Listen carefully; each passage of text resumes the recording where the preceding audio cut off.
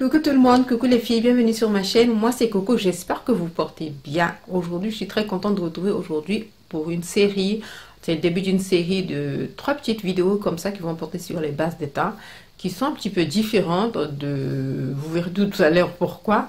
Et donc on va commencer aujourd'hui avec la toute première, c'est la base de teint de chez SVR. Donc si la petite vidéo vous intéresse évidemment, je vous invite à rester et c'est parti.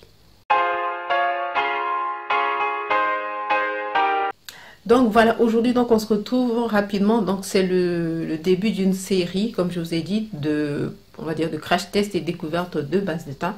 La base de teint c'est un produit dont je ne peux plus me passer vraiment quand je me maquille, même quelquefois quand je ne me maquille pas, j'aime bien mettre de base de teint, ça protège et quand vous avez des bases de teint également qui sont en même temps soins, c'est vraiment très bien de les appliquer. Moi c'est depuis que j'ai découvert vraiment les bases de teint, non. Voilà, j'en ai quand même pas mal. Après, je ne prends pas des bases qui sont excessivement chères. Et le budget que je me donne pour le maquillage.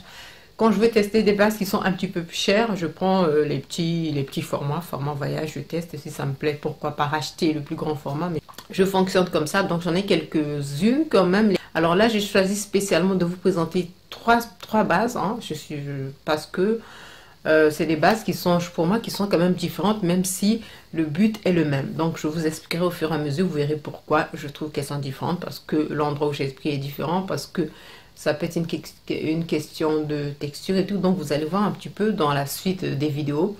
Mais ce qu'il faut savoir qu'aujourd'hui on va tester la base de teint de chez SVR. C'est la toute première que j'ai décidé de vous présenter et c'est donc la base de teint de la gamme Sebia Clear.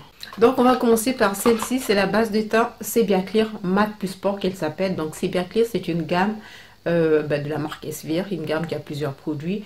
Et j'avais beaucoup entendu parler de cette base de teint. Alors pour savoir, je l'ai déjà testé une ou deux fois.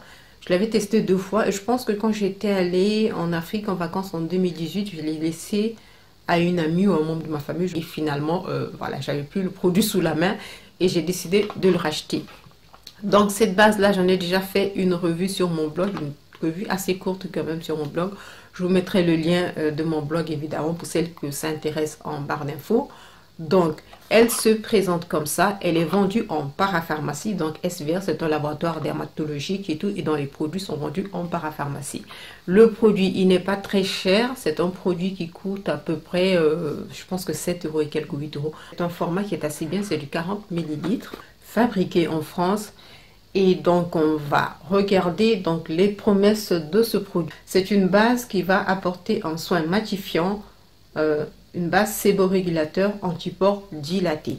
Donc voilà, alors certains peuvent se dire mais Coco, celles qui sont habituées à me suivre vont se dire Coco, tu as la peau sèche, pourquoi tu prends une base qui est anti-pores, sébo, qui va réguler le sébum et tout. C'est vrai que moi j'ai la peau sèche. Heureusement pas déshydratée, donc la peau sèche hydratée. J'ai pas ce souci là d'excès de sébum, c'est vrai, j'ai pas les pores très apparents, mais en général quand je me maquille j'aime bien avoir une base qui matifie, mais pas qui assèche, hein, qui matifie tout en douceur et qui resserre les pores. J'aime bien, voilà, comment on dit, avoir une base de teint qui va flouter les pores. Voilà, donc c'est pour ça qu'en général j'aime bien tester ces genres de base de teint là où il y a toujours ce côté voilà, anti-pores et toujours ce côté un petit peu lissant. Donc je reprends le petit carton parce qu'il y a un peu plus d'informations sur le petit carton.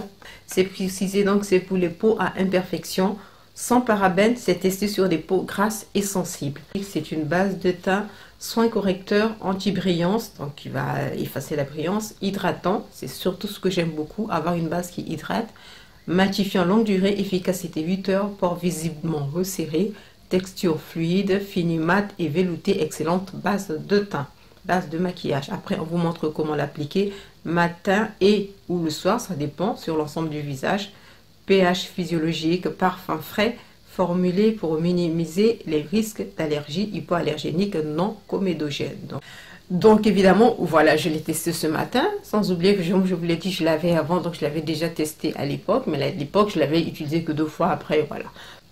Alors donc ce matin quand je l'ai testé, évidemment la texture elle est super fluide. Quand vous ouvrez le produit, hein, quand vous ouvrez le produit, que vous mettez vraiment, vous verrez sur la démo, il est très fluide. Il ne coule pas mais il est vraiment fluide. Voilà, j'adore vraiment ce côté là, très léger, très fluide. légèrement parfumé. Ça sent un petit peu une odeur de, je sais pas quoi vous dire, une odeur de lait de toilette à peu près. Ce n'est pas teinté, donc c'est une base toute blanche. Et moi, j'ai vraiment adoré déjà au niveau de la texture. Après, en ce qui concerne l'application, quand j'ai posé, j'ai mis sur le visage, j'ai trouvé évidemment que, voilà, ça prenait facilement, hein, ça pénétrait très vite et tout. Voilà. Après, moi, je n'ai pas vu ce côté resserrage de pores, comme je dis souvent. Je n'ai pas vu que par rapport aux bases qu'on prend dans tout ce qui est parfumerie, dans tout ce qui est Sephora, ainsi de suite. J'ai pas vu, comme vous prenez certaines bases qu'on prend chez Sephora, je vais pas citer toutes les marques, vous les connaissez, les marques qui sont vendues chez Sephora, les Smashbox, les Benefit et tout, ainsi de suite. Quand vous prenez ces bases-là, vous sentez le côté matifiant aussitôt. Vous sentez que vous avez une sorte de couche sur la peau et qui est vraiment une sorte de film. Là, quand vous mettez, vu que c'est peut-être parce que c'est du soin, vous ne sentez pas ce côté-là. Vous le mettez, il matifie, mais c'est pas comme s'il y avait une couche, quoi. C'est vraiment très légèrement fait. Voilà. Après, c'est une base censée être une base voilà, matifiante qui va réguler le sébum. Donc moi, j'ai pas de souci à ce niveau-là. Moi, j'ai trouvé que ça matifiait, mais ça matifiait pas énormément. Ça matifiait tout en douceur. Par contre, moi, j'aime souvent avoir des bases qui lissent et j'ai pas trouvé l'effet lissant. D'ailleurs, c'est pas précisé et c'est pas marqué que c'est un effet lissant. Velouté, fini velouté, oui, j'ai trouvé que ça avait fini velouté et mat. C'est pas le, vraiment, c'est comme on vous dit, c'est comme si vous mettiez une crème hydratante, voilà, qui tranquillement pénètre et tout. Donc ça, j'ai vraiment aimé à ce niveau-là. J'avais déjà utilisé une fois cette base avec un masque. Hein. Je venais de faire mes soins et j'avais utilisé le masque et j'avais senti des picotements.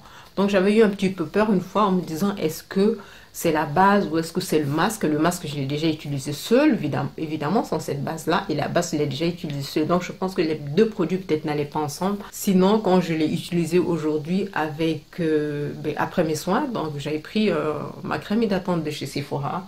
Et j'ai mis mon contour des yeux classique et tout que je prends d'habitude de chez Sienne ou de chez Monoprix.